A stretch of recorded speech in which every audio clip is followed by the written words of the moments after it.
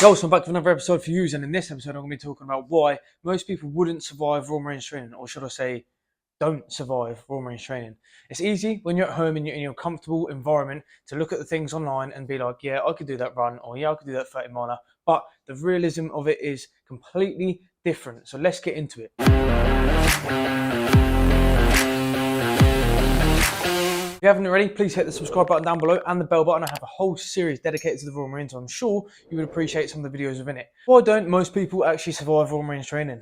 The thing is, people would look at the stuff online or the videos or maybe the TV series and stuff like that, and all you're seeing is the black and white, pen on paper fitness test. You think that it's all about the press-ups, all about the sit-ups, all about the pull-ups, the running, the 30 miler, the commando test, but realistically it's a lot more emotional, it's a lot more mental, and it is just relentless. Don't get me wrong, you obviously have to have physical fitness, but anybody can have physical fitness, and it's not just physical fitness that is what makes it hard. Otherwise everyone would just get physically fit and just pass through Royal Marines training and it wouldn't be that hard. So why is the mental pressure so hard? First of all, one of the things that I have spoken about before, and I'm going to emphasize it again, is the sleep deprivation. When you go through training, the recruits have a nickname called nods. And the reason that they are called nods and they have that nickname is because they are so sleep deprived. When they are, for example, stood on the parade square, lined up, ready to go, they are constantly going like that. They are sleeping on their feet. They're falling to sleep on their feet because of how sleep deprived they actually are.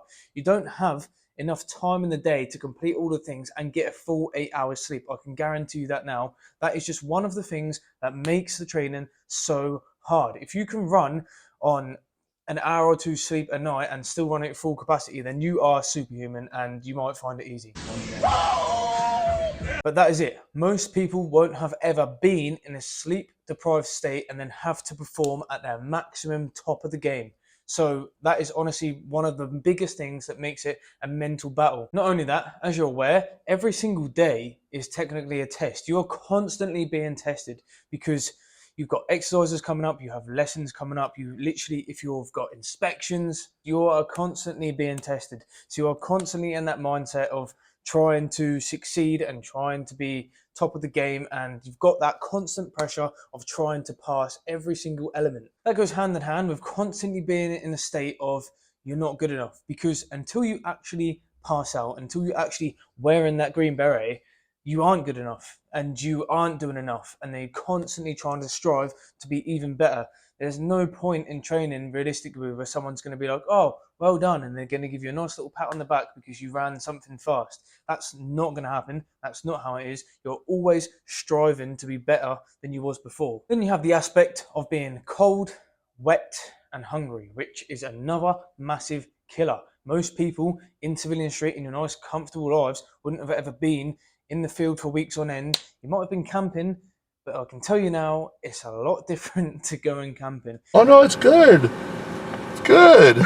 Being freezing cold, wet, and hungry in a field for weeks, whilst pushing your body to exhaustion, whilst doing yomps and other exercises, and still have to perform to the mental capacity of the highest standards, is not easy. In freezing cold and wet for a prolonged period of time soon sucks any sort of morale out of your body if you let it. You have to obviously prevail and keep on pushing forwards, but many people fall into that down pit of getting their head right down because they're completely soaking wet through. And then let's just say they finally finish for the day, they're in the harbour, they go to get some sleep, they've got out of their wet stuff, put it into their Sealy bag to keep wet, and then you've put your dry kit on, it's absolutely pouring of rain, you're under your tiny little poncho getting flapped in the face with this wet piece of plastic, and then all of a sudden you fall to sleep.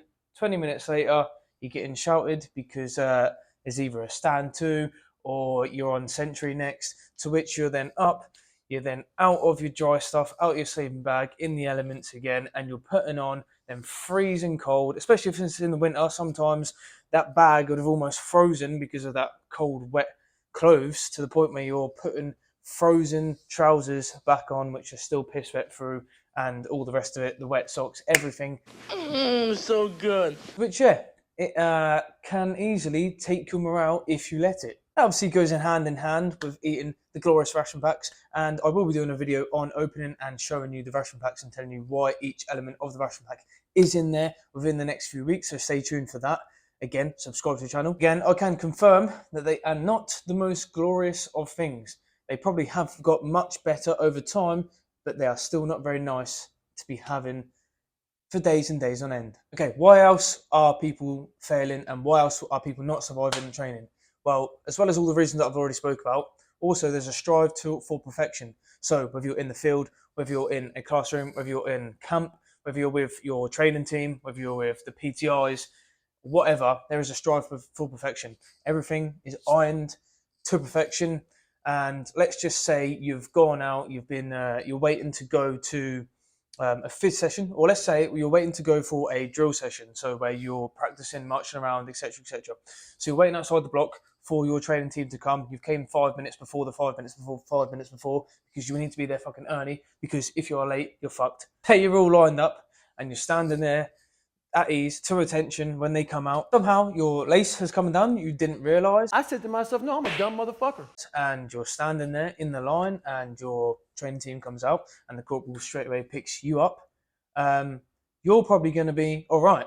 Well, I wouldn't say you're going to be all right, but you'll probably be the one that's now stepped in front of the troop and have the whole entire troop doing press-ups to your pace, because you're the one messed up. So now you have the pressure that everybody else is getting punished because you failed to maintain your appearance, basically. Or it might not be press ups, it could be you're now basically telling everyone to run round the furthest tree that you can see in your sight, or something to that effect. And this all has a roll on effect, of course. So say you was waiting to go to drill and now people are doing press ups because you forgot, or you didn't realize that your lace was undone, or you have a crease down your trousers or in your shirt, anything minutely wrong, then that's going to have a knock-on effect. You then might be late to your drill session, which means now the drill instructors are now going to smash you, or you might, because you've now done press-ups in your drill boots, which the front toe is obviously polished, everybody's drill boots are now messed up, to which they all get picked up as soon as they get onto the drill square, and it's all your fault.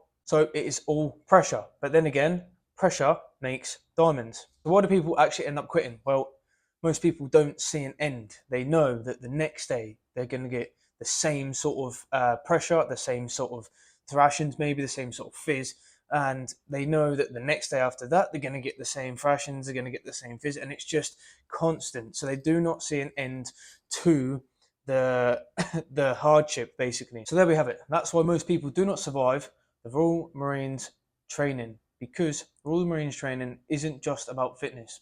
It's about living constantly under that pressure until you either break or until you prove that you have what it takes to become a Royal Marines commando. Hope you enjoyed the video. If you have any comments, questions, anything, please put them in the comments down below. Like the video, subscribe, and check out the rest of the videos on the playlist down here. And until next time, let's make some gains. Boom.